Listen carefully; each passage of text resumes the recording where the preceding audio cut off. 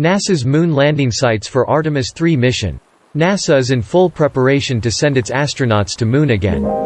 TH's U.S. Space Agency is currently focusing on the launch of its Artemis I rocket, which is scheduled to be launched on August 29, 2022. Highlights. Amid all these happenings, NASA has now identified multiple potential landing sites for Artemis III, which will be the first mission to bring crew to the lunar surface, including the first woman to set foot on the Moon.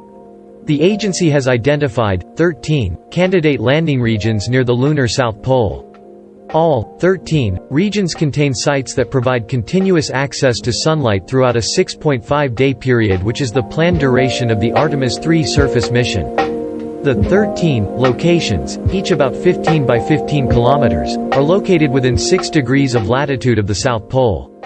They are named Faustini Rim A, peak near Shackleton, Connecting Ridge Extension, de Gerlache Rim 1, de Gerlache Rim 2, de Gerlache Coker Massif, Hayworth, Malapert Massif, Leibniz Beta Plateau, Nobile Rim 1, Nobile Rim 2, Amundsen Rim. According to NASA, each of these regions is located within 6 degrees of latitude of the lunar South Pole, and collectively contain diverse geologic features. Artemis Program. Artemis Program is an international human spaceflight program funded by the U.S. government. The program is predominantly carried out by NASA.